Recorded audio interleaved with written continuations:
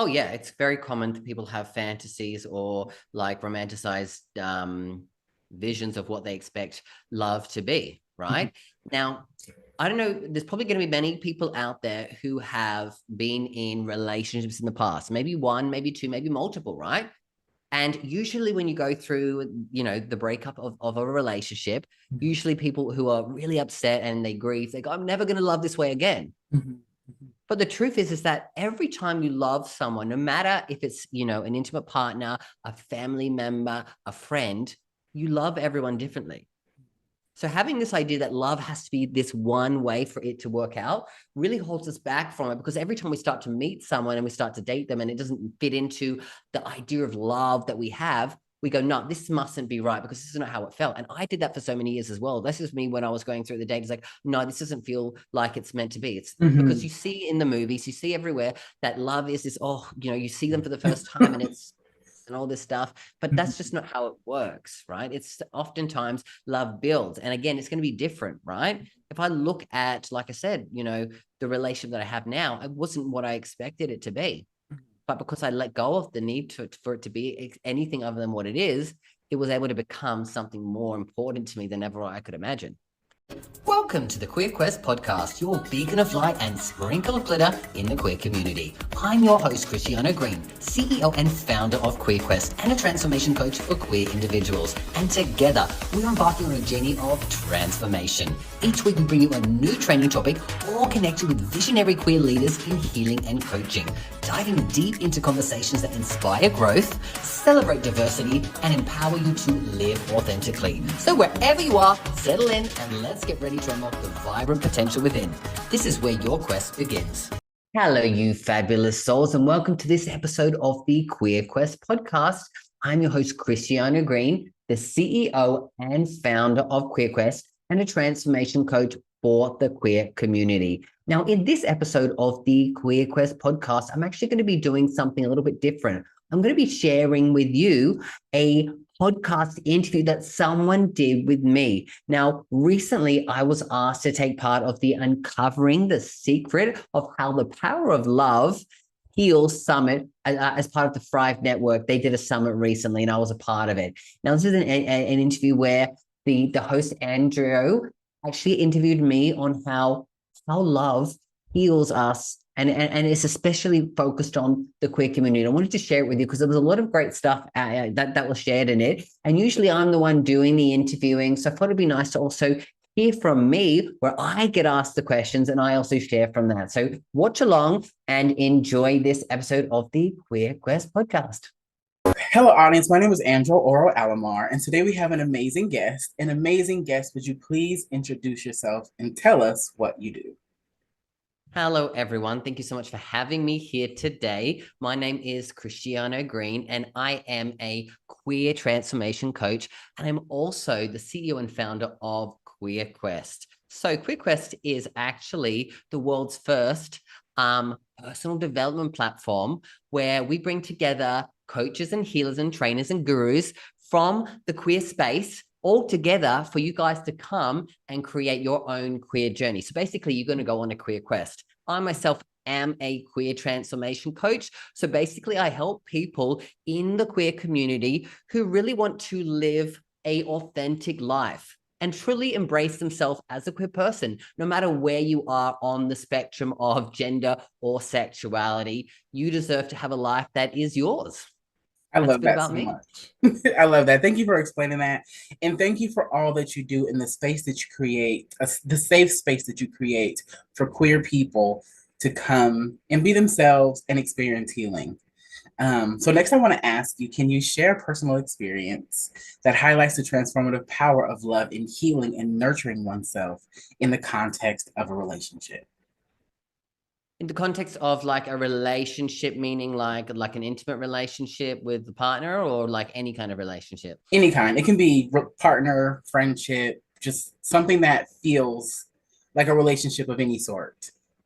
Okay, yeah, sure. What's coming to mind is, uh, I don't know. I think there's a lot of people out there because I've helped a lot of people in the queer community find love and go on the dating journey and get to a place where they're ready to have a proper relationship. But if you looked at me, say, 2 or 3 years ago, I had never been in a proper relationship my entire life, an intimate relationship. Mhm. I always thought that I was ready, but I was just unlucky, that I was never going to happen for me. I had all these stories that I was telling myself because I was still dealing with a lot of trauma and I guess negativity from experiences that I had growing up as a queer person. I got severely bullied growing up, and that really played a lot on my confidence and my self-worth and how I saw myself. Because when you get told something every single day for years and years and years, you get pushed around, it really does play a toll on who you are and how you see yourself and how you carry yourself. And so whenever it would come to a point where, I would try to go dating, I would either ghost the person, or I would tell myself that I shouldn't do this, and I would block myself. Or I'd go on the date and I would get absolutely wasted because I couldn't handle it, and I was suffering. So for me, I had to go on a big, deep personal transformational journey. And that was a journey of self-discovery. I mean, I had to let go of the stories that I was telling myself about who I was because of all the stuff that had happened to me.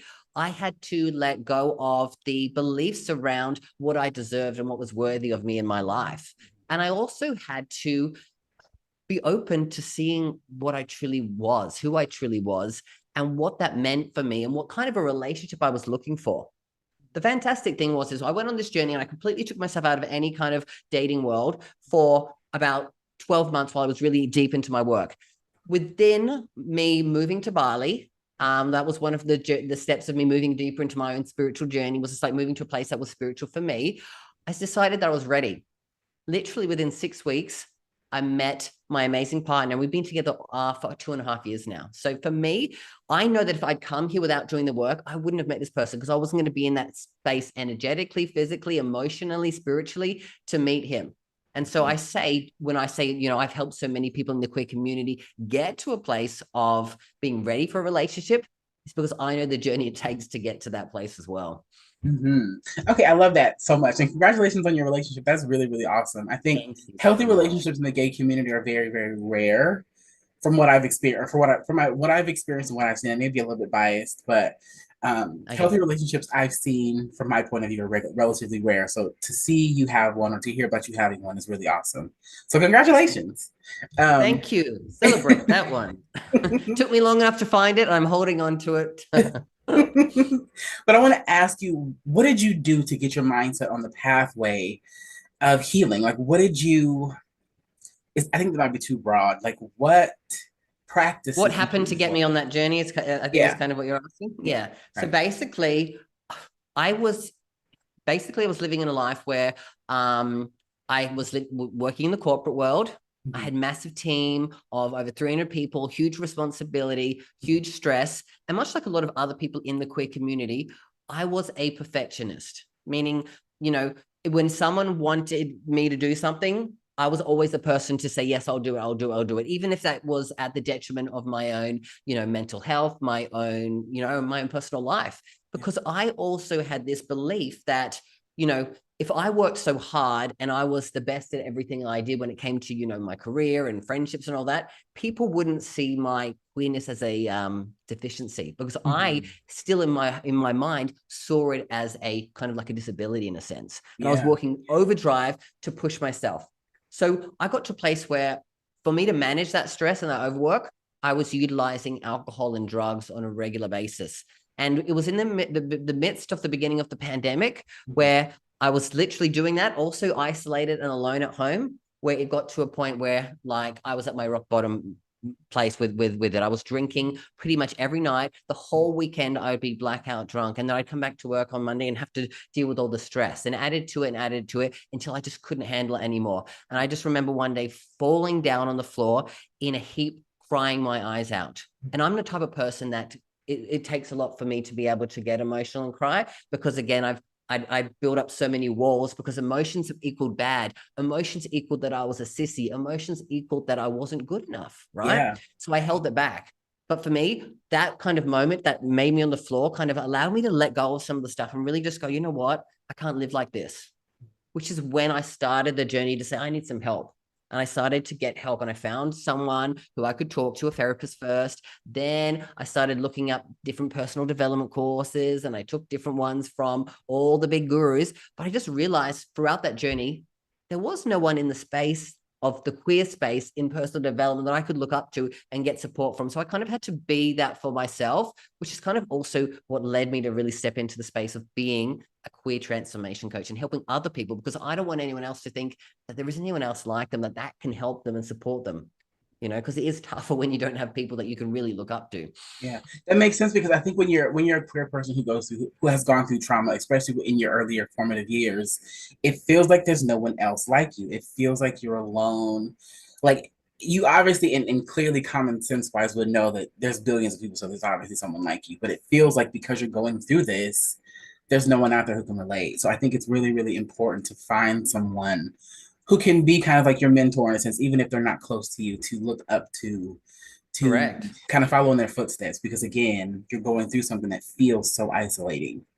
um yes, thank you Yeah. for explaining that, and I want to ask you next, can you discuss the concept of self-love with the context of queer identities and how it contributes to the process of personal transformation and healing?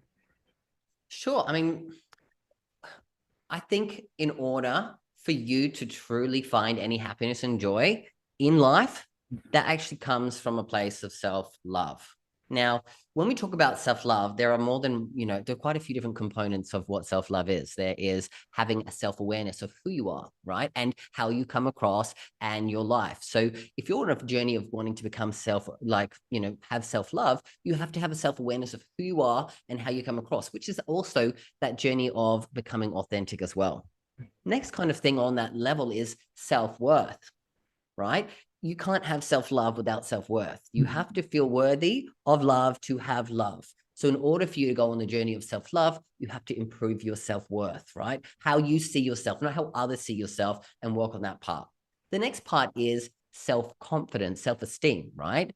Knowing that, like, you know, on any journey that you go on, you know, whether it's dating or you know, finding a relationship, at the beginning, you know, it could be scary and it could be hard, but the more you try and the more that you believe that you're worthy of it, the more confidence you're going to have in it, and it's going to get better for you, and you're going to show up more authentically as yourself. And then the final component, what I would say, of self-love is self-care. Doing the work on a consistent basis to be in a place where you are taking care of yourself, you know, on all levels. And I talk about that holistically. When I talk about self-care, I'm talking about emotionally, spiritually, physically, energetically. I'm talking in your career, in your finances, in your friendships, your relationships, all of those things, right? Because self-care isn't just about, you know, doing a bit of meditation or going for a walk or taking a hot bath, right? It's every area of your life where you are taking care of yourself and putting yourself first, right? So when I look at that in the space of my queer journey, you know, for me to get to a place of embracing myself as a queer person and to support other queer people, I had to have a self-awareness of where I was at when I wasn't good and how I was going to get to a place of being great, good, and then initially being great and happy and having joy in my life. Because one of my biggest values is joy. I want to be doing things that bring me joy. I want to be bringing joy to others because I believe that when you have joy, it's a contagious feeling that people want to have. They want to be around people that bring them joy, right? That's just one of the things that I feel is important. And so then, like I said, having that self-awareness allows me to go, how do I improve my self-worth? And self-worth is like accepting all parts of me as a queer person, as a human, as who I am, right? And then from that, allow myself to have confidence to go out and do the things that are scary in life, but have meaning and that to me. Like becoming a queer transformation coach. There isn't a lot of people out there doing what I do. Yeah. And so I could say, oh, maybe I shouldn't do it because no one else is doing it. Well, you know what? I have confidence in the ability and my desire to help other people. So then what do I need to do? I need to take care of myself in all areas so that I can then be at my best to support other queer people as well. So I hope that kind of answers your question, what I believe around self-love and Yeah. the journey to self-love. No, it definitely answers the question. I think it's important to kind of help people go through it just because I think there's kind of an epidemic of self-hate. Um, Yeah. I think we're living in a space where people are finding it difficult to deal with heavy emotions and finding ways to cope that are more so distractions or trying to keep themselves distracted so that they don't feel and deal with big emotions. So I think it was very important for you to say that. But I also want to ask you, as a transformation coach and as a healer, how do you help people who don't feel like they have any self-worth to see their worth? Like you kind of mentioned it before, but for someone who feels like they don't have any, how do you help them see that? Or how do you help them begin to be aware of their worth? So I think this one can be, difficult to answer in a sense of that, like for every person is different, right? And what they value is different. So for me, what I would like to say is that I always look at people and figure out what is it that they are saying. When I'm speaking to someone who's, at a low point in their life and they want to make a change and they want to have a transformation, usually what happens is people have stories that they tell you, right? I'm sure if you ask someone, how are you? They usually say the same thing to every person because they've built up a story that they want other people to see of them. But the truth is a little bit deeper than that.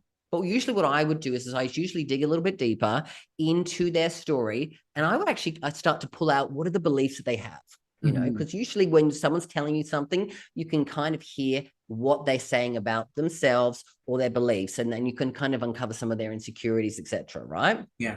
But then from that point, when you can see that, it's about having the other person desire, okay, like this is where you are. What is it that you're looking for in life? What do you really want? If everything, so I was able to wave a magic wand today and say, hey, you can have whatever you want in this life. And it has to be you in this life. You can't be somebody else. What is it that you want? Then you start to see them dreaming, right? You start to see that. And you go, okay, so from that point, it's about going, how can we figure out who you are from who you are? Because again, this person over here who's telling the story has low self-worth, and they're probably telling someone who has high self-worth, right? And that's when we can talk about some of the beliefs that they have, usually right then and there, say, hey, look, if the belief that I'm seeing from you that you're holding right here is this, do you believe that this person would be holding that belief? What do we need to shift in this belief to improve your self-worth to get closer to this vision over here? And that's kind of how we would start the journey. And then we'd go on some deeper, deeper work that we can do in between. But I'm just kind of giving a bit of an overall, what someone can uncover easily for themselves is everyone tells stories. Everyone has beliefs in their stories. Everyone has a dream and desire, whether they're willing to say it out loud or not. But it's about bridging the gap and connecting the beliefs and what needs to flip from that as well.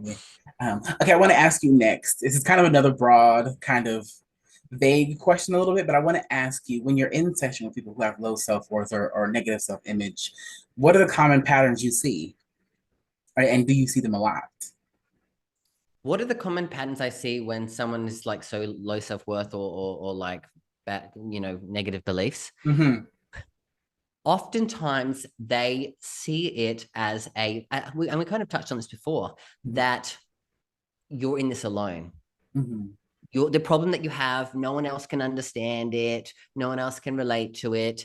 No one else can support you on it. And you're dealing with it usually in isolation. You're probably feeling quite lonely in life in relation to that, because when you have a problem that you don't believe anyone else can really help you with, you feel isolated because you may or may not have people that you can talk to at all, or maybe you have and maybe you haven't had a good experience, so then you feel even more isolated. So I would say a common one is that they feel lonely and isolated. That's one normal thing there that I would say for someone in that space, because again, if you had great relationships around you, it's very unlikely that you do have low self-worth, because people who have higher self-worth and confidence usually have really great relationships. Not always, right? There are always going to be, discrepancies in that there, but that's from what I would normally see. Outside of that, it would be, the way that they see themselves. They probably have also a bit of a lack of self-awareness as well about how they are, how they come across. And I used to ask, this kind of a question to people, like, on a scale of 1 to 10, how confident do you see yourself? And I would always hear a lot of people saying, I'm a 9 or a 10. but I've got all these problems, I'm a 9 or a 10. And I would always say that, the difference between confidence and insecurity is confident people wouldn't go out there and be telling you, I'm the most confident person in the world. An insecure person is trying to hide their flaws. Yes. So again, another thing there is probably someone who's trying to hide things as well. And you have to kind of subtly as a coach understand that and read between the lines. So another big one is hiding their flaws and trying to show up as something a bit more perfect as well. Mm-hmm. Yeah, I love that. Thank you for that answer. Okay, so now I want to ask you, how does the notion of a chosen family play a role in the healing process within the LGBTQ community, and how do you guide individuals into forming supportive and loving connections? And when I say guide, I mean more so like specific techniques you use in your coaching or as a healer. Yeah, sure. So, I mean, often we all know that people in the queer community, having what we call a chosen family is other people who are in this community who can support us, who can be friendships with us. Now, a lot of people that come to me often feel like that they find themselves a lot more ostracized from the queer community. They feel, especially, a lot of gay men that would come to me would feel like all other gay men are bitchy this, or, are shallow, are just wanting sex, you can't have a friendships, all of that stuff. So I would find a lot of people come to me who actually feel like they don't even fit into the gay or queer community. Mm. All right. Mm-hmm. And so what would we do to do this? Now, one of the techniques that I use for most of my clients is I'm a, master NLP practitioner. Mm-hmm. And one of the techniques that I love is called a parts integration. Mm-hmm. Now, this is when you have some internal conflict around who you are, or maybe some of the beliefs that you hold. So maybe, people are going to have a conflict around, I am a queer person, but I don't fit into the queer community. And then they might be saying stuff like, all gay people are this, right? Yeah. Now, when we say all gay people are this, that must mean that if all gay people are like this and you're a gay person, that you're like this as well, Mm-hmm. right? Mm-hmm. But when you say that to them, okay, so all gay people are evil and or nasty or bitchy, Mm-hmm. and you're a gay person, yes? And I would say, are you those things? No, I'm not like that.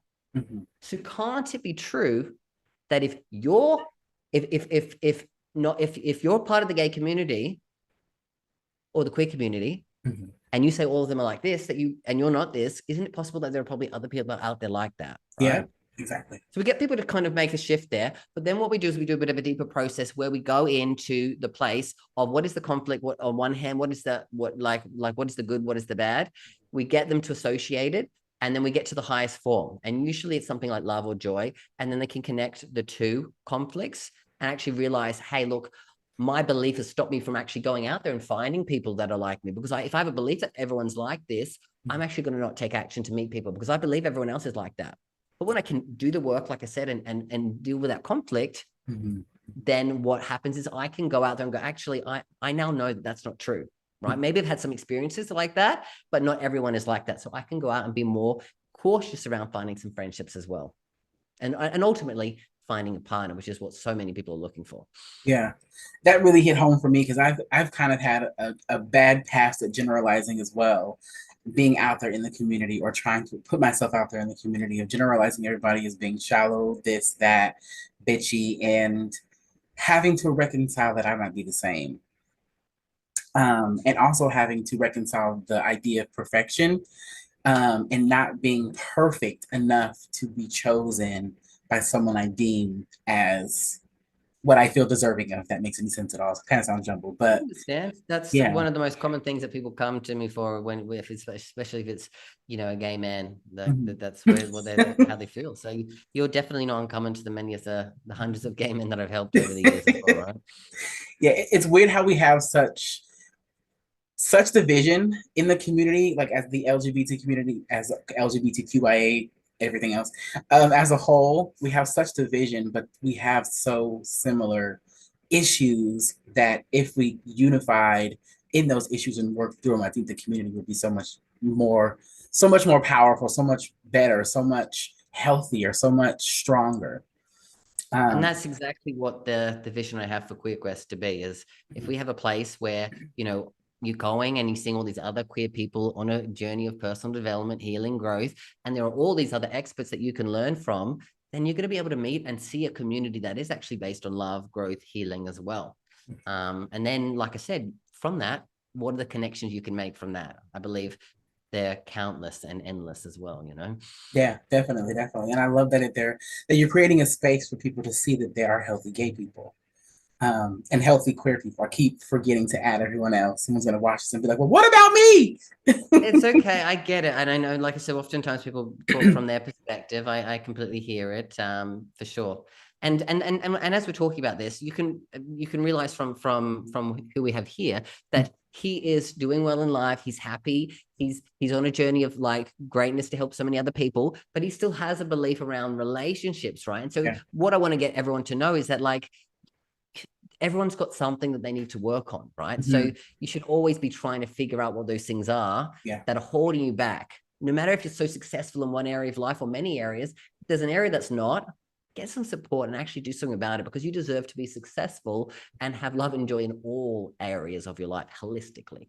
Exactly. Yeah. Thank you for saying that. Okay, so I want to ask you next.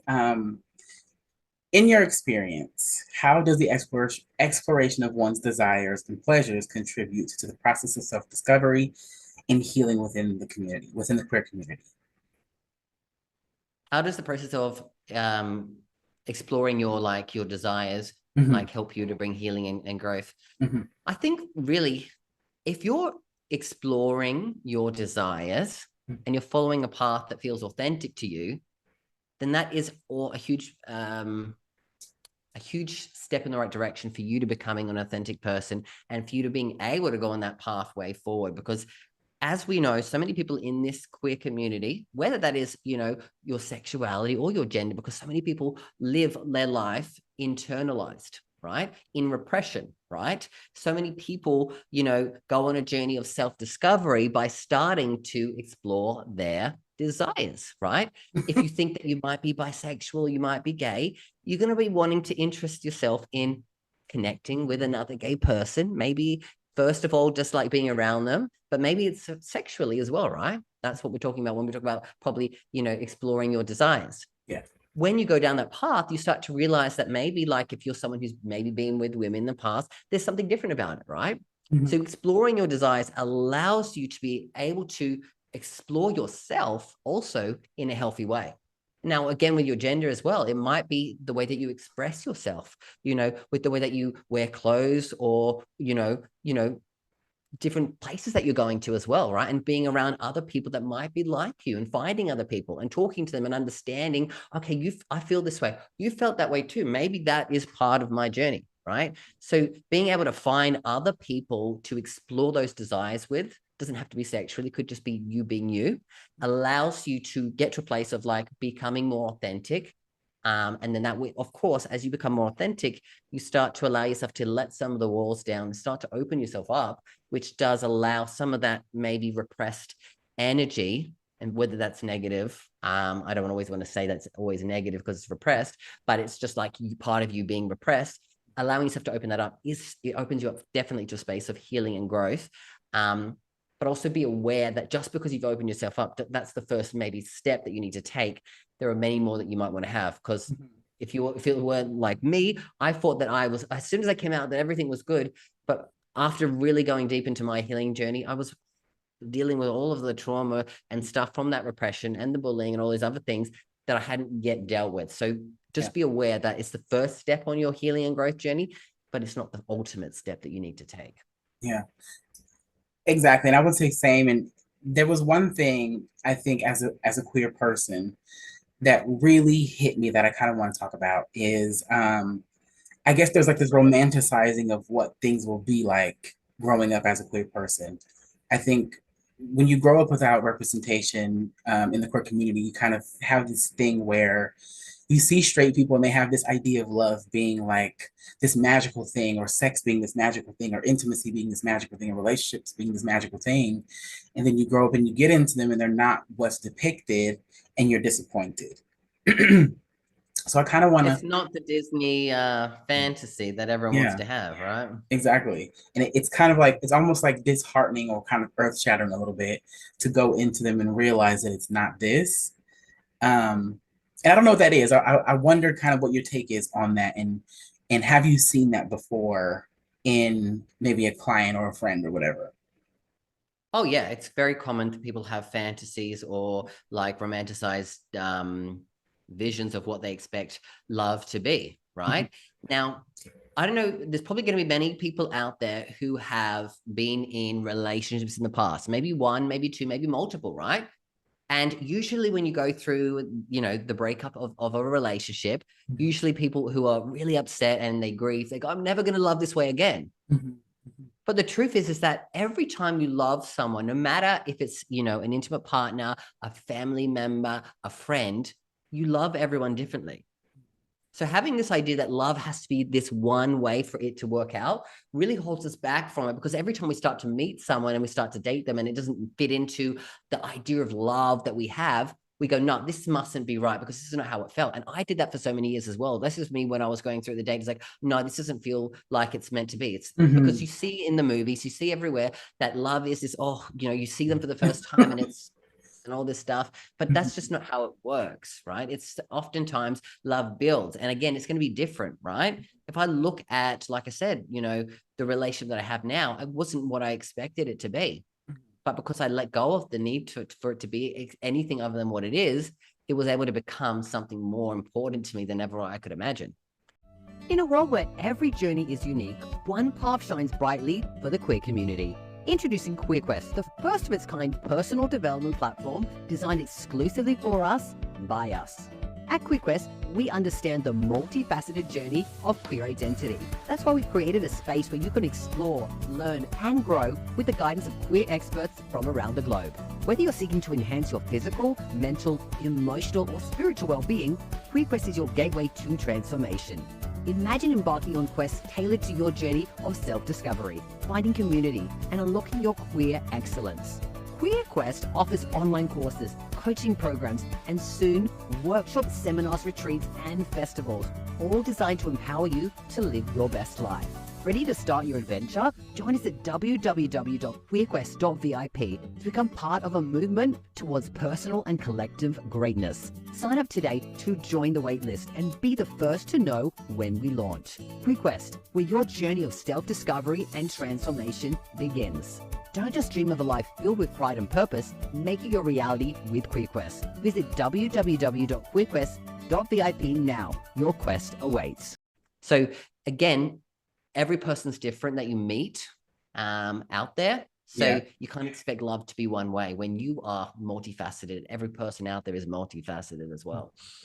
Definitely. I think we always, when people kind of suffer from that, I imagine them suffering or believing that you're supposed to have like this slow motion interaction in the grocery store, and you guys are supposed to slow motion run to each other and hug and kiss, and fireworks go off in the background, and horses come out of whatever, and doves and all this shit. But in reality, it really is not like that. It can be, but Exactly. And oftentimes it comes when you're not looking for it, right? Like, mhm. to be honest, where I met my partner was on a hookup, right? I was like in that place, I was like, I'm ready to have some fun again and open myself up. And like I said, I went there. I realized afterwards, okay, like this person's really cool. We met up again, and it just kind of went from there, So Mhm.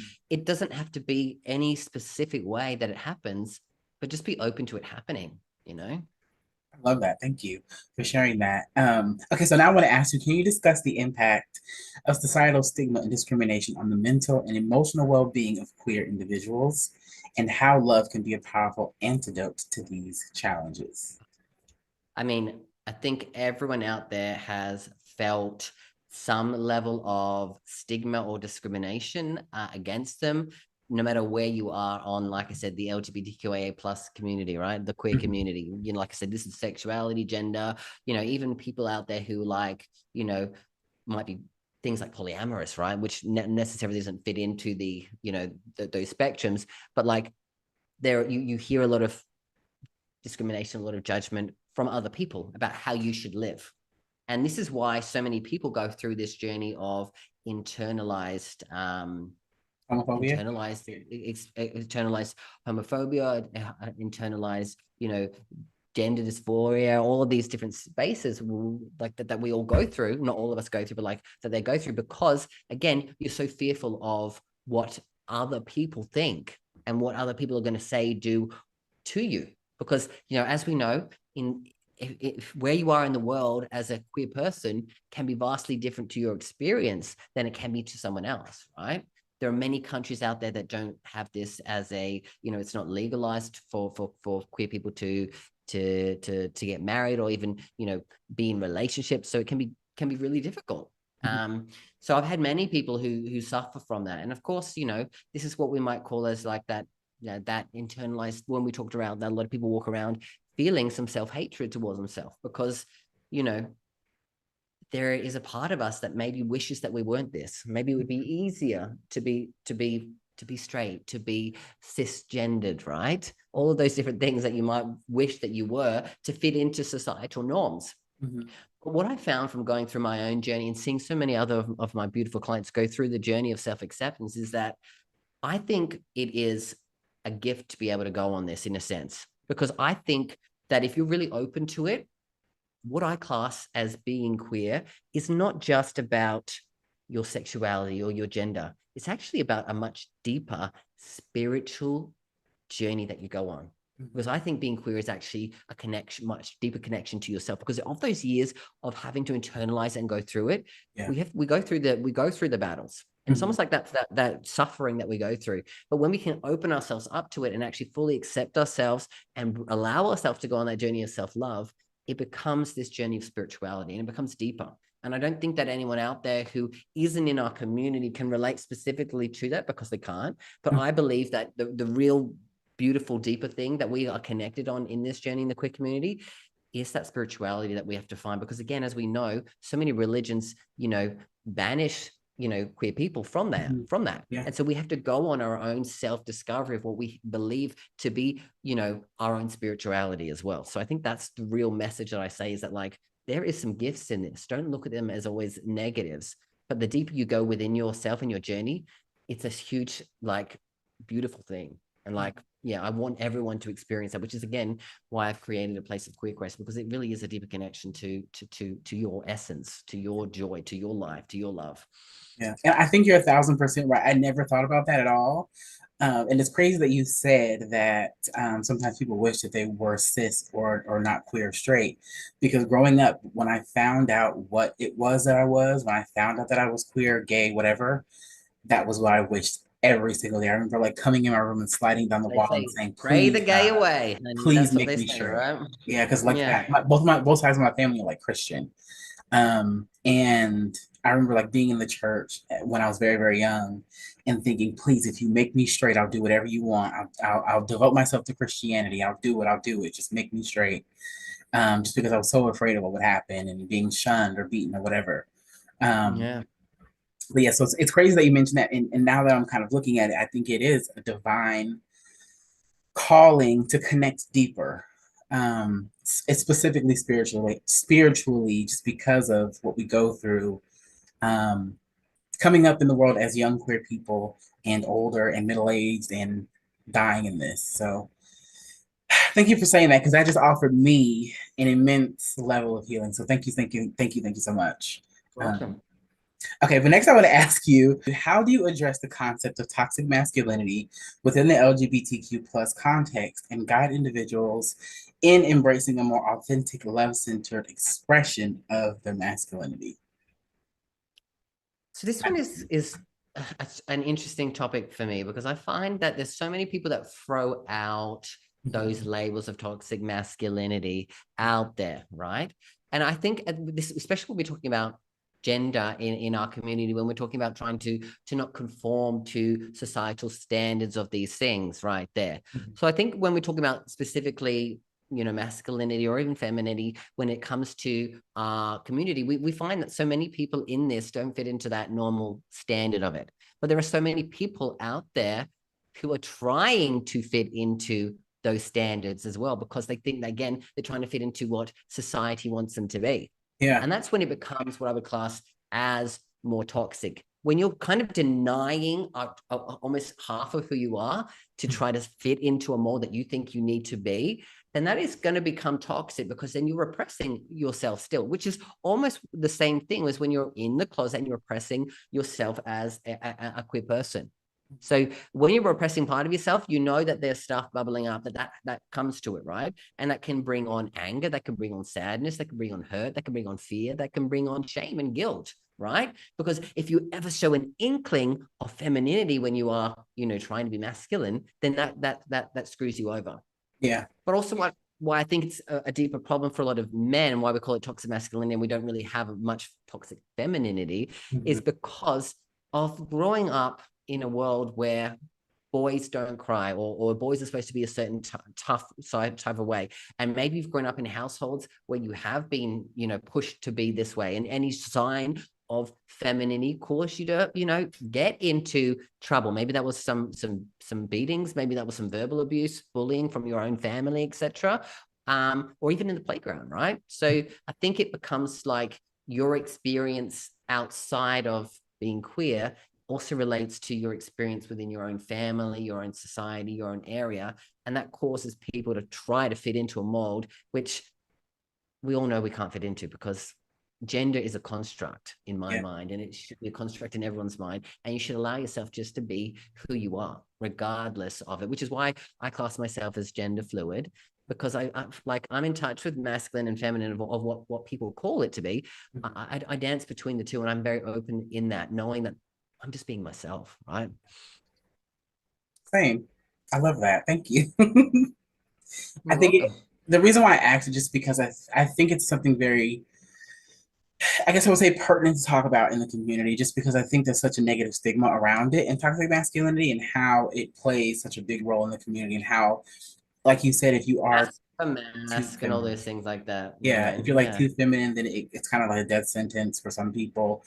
If you're too masculine, I everybody just look at, wants when you. people say it's a death sentence, like I say, look, if someone doesn't like you for you, then that's just great, because now you've got, Yeah, you filter that person out of it. Why chase someone who doesn't want you, exactly. right? Like go find the people that are, because there are plentiful, but don't take your worth from how this person sees you, because you probably wouldn't want to be with him anyway. If you got deeper down to it, what he's dealing with and what you want are probably very different things, Exactly. Exactly. Okay, so next I want to ask you, can you discuss the impact of historical trauma on the mental and emotional well-being of queer individuals, and how love can be a source of healing in reclaiming personal narratives? You asked that again for me. Yeah, it was kind of meaty, so I apologize. But That's okay. can you discuss the impact of historical trauma on the mental and emotional well-being of queer individuals, and how love can be a source of healing in reclaiming personal narratives? Okay. So talking about historical trauma and how it relates to the queer community and how love can be, a healing thing. Is that kind of what you want me to discuss? Yeah. Yeah. Perfect. Okay, sure. Great.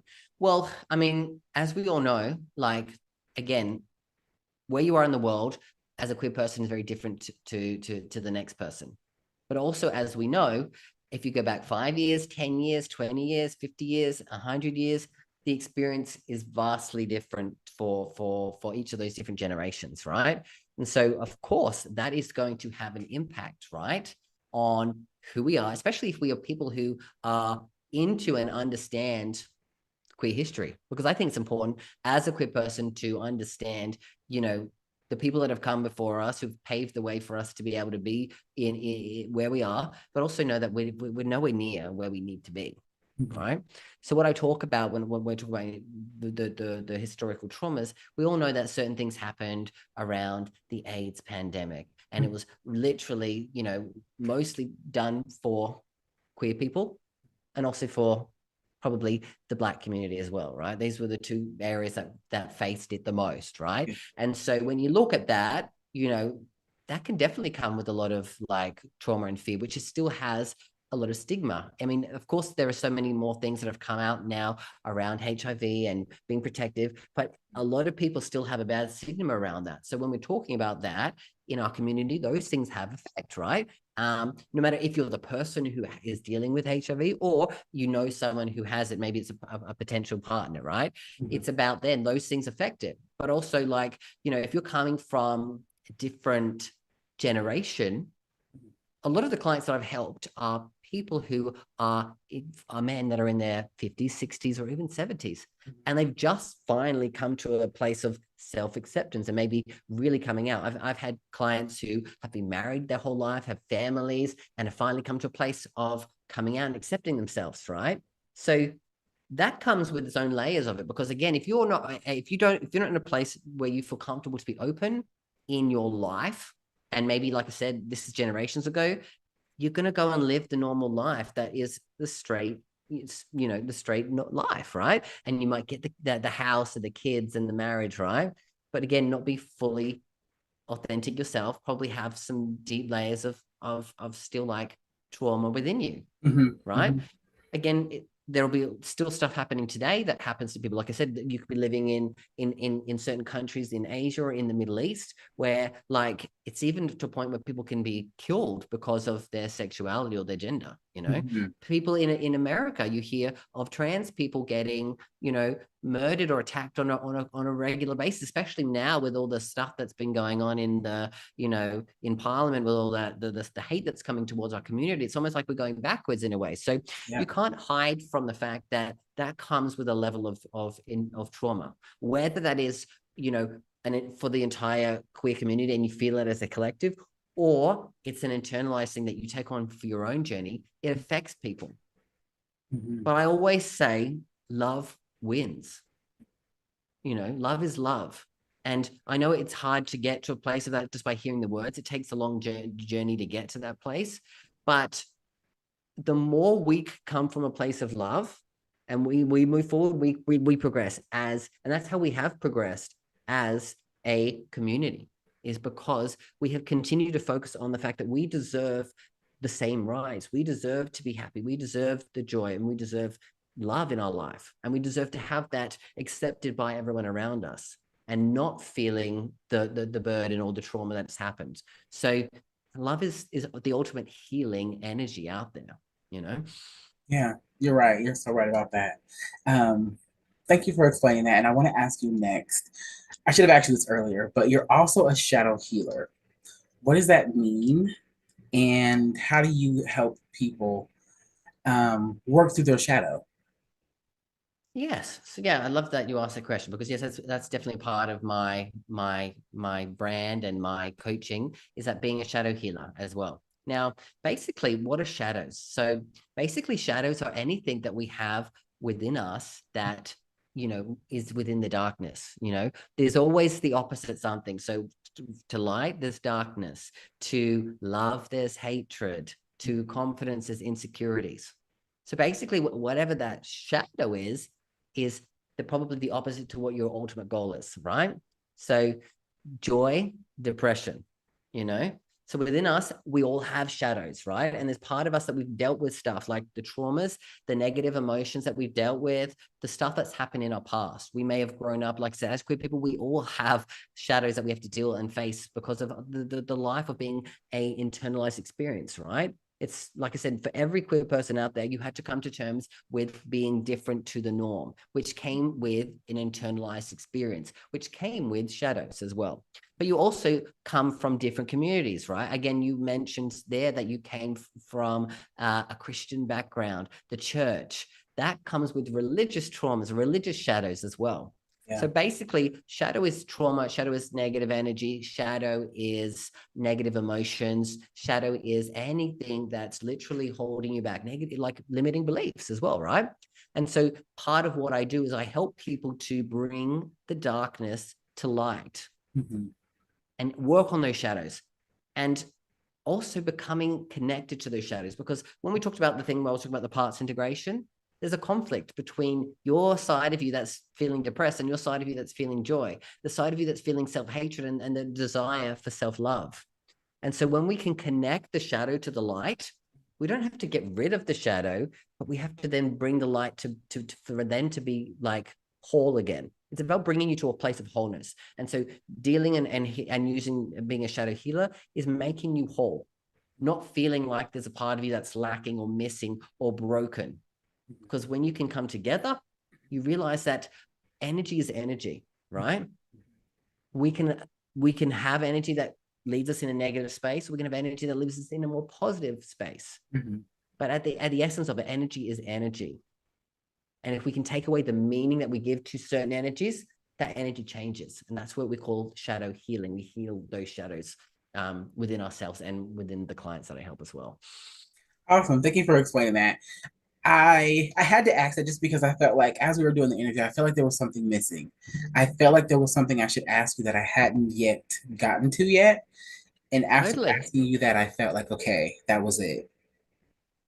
So thank you for explaining that. And thank you for explaining shadow work. I think it's something I do on a regular basis in my own healing practice, something I do literally every day. Whenever I'm talking to someone and something comes up, like it just did, um, I immediately run to my journal to write about it and kind of dig. But I want to ask you next, is there a specific modality you practice as a shadow healer? Is it just more so focused on someone's shadow and the darkness within them and how to integrate it?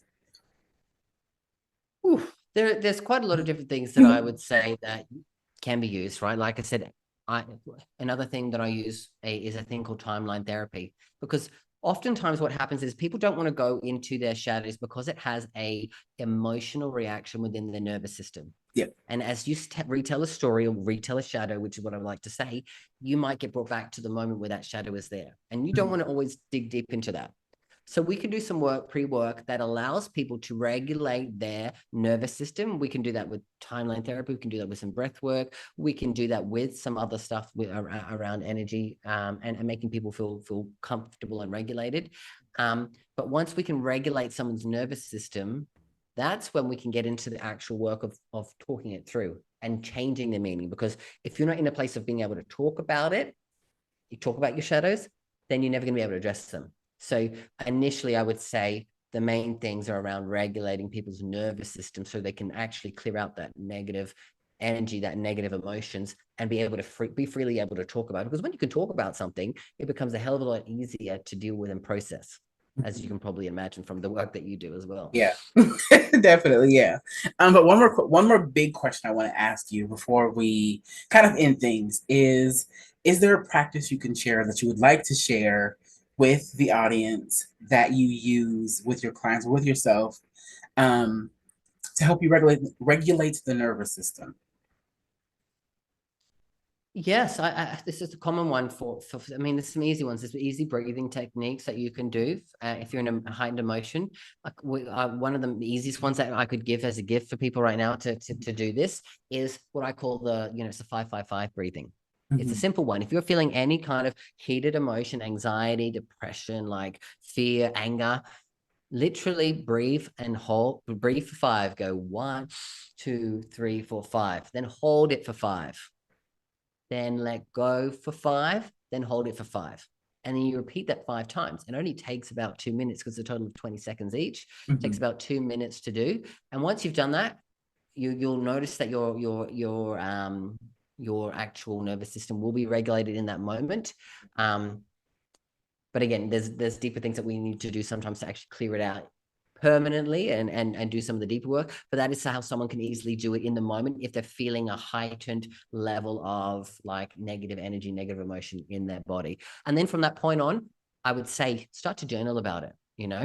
What, like, I'm not sure if I'm able to share on here one of the gifts that I had for people that you were going to give to them, or if it's just a link. But I have a free journal that for queer people. It's called the 50 questions that every queer person needs to ask themselves to find happiness and success in life, love, and career. And these are questions that are specific to the queer community, that if you were to sit down and ponder on them, I made 50 because basically you could do this and ponder each question for a week, and you could do this over a year, and you would find that you would see a lot of growth and healing and just like self-awareness about yourself. Because again, that journey of self-love, first step is self-awareness. And so really pondering and doing some journal work is key for that as well. I love that. Thank you. That was my next question was, do you have a free gift to offer the audience? But you already answered it, so I don't have to ask it. And you've got the link so that if anyone wants to click on it, you can get it, you can download it for free. And it's a free resource that I like to give to a lot of the people that I work with anyway. Awesome. Thank you so much. I think that's going to be awesome and lovely. Okay, so next question I want to ask you is if people would like to work with you, where can they find you? Perfect. Yeah, no, if anyone wants to work with me, first of all, like you can come and check out what Queer Quest is on a deeper level, and you can check it out. I think it's right here, but it's www.queerquest.vip. It's all the information. I'm literally working on the platform at the moment, so it should be coming soon. But if you want to understand, you can join the waitlist, and I'll give you all the information when it comes out. Like I said, I've talked a bit about it, but you'll find all the information there.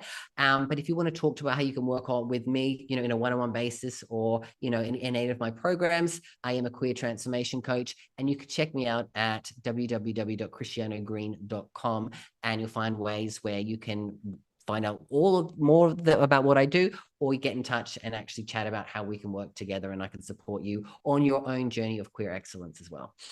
That's awesome. Thank you for explaining that. Okay, one more question. And that is, what is one thing you want to leave the audience with about love that you think they should truly and honestly know? One thing that I would love for everyone to understand about love, I think I touched on it in one of the questions, is that love is different between every single person that you interact with. Like I said, don't have the notion that love is supposed to be one way. You can love yourself. You can love your mother. You can love your father. You can love your partner or your potential. You can love previous people in your life. You can love people that you've never met before. You can have love for animals, for the planet, but that love is different every single time. But also, the more you love, the more you expand, because then you open up to understand how much more there is. So love expands you, love heals you, love teaches you to grow. So go on that journey of self-love, because as we all know from mother, if you can't love yourself, how in the hell are you going to love somebody else? I love that. That's a perfect way to end us off. Welcome back. It's me here, guys. I trust that interview was really awesome for you. I enjoyed taking part of it, and I trust that you've going to got some stuff out of it. Now, if you want to ask me some questions, share with me your thoughts, share with me any feelings that you have around the episode, feel free to reach out to me on all social media platforms. You know where to find me. Otherwise, I am going to be back here next week with a brand new episode of the Queer Quest podcast with another amazing special guest. So look forward to that. And until then, always remember that you've got this and I've got you. Bye for now. Are you ready to embark on a transformative journey towards love and happiness? Introducing the 21-day Gay Man's Guide to Love and Happiness. This isn't just a course, it's a pathway to discovering your true self, overcoming challenges, and embracing happiness. Join hundreds of gay men who found joy and freedom. Learn from Christiano Green, a coach with 20 years experience and a journey like yours. For a limited time, get this life-changing course at 75% off with a 100% risk-free guarantee. There's nothing to lose, but so much to gain. Your new life is just a click away. Enroll in the 21-day Gay Man's Guide to Love and Happiness today. Visit theglobalpridecollective.com and start your journey towards a happier, more fulfilled you.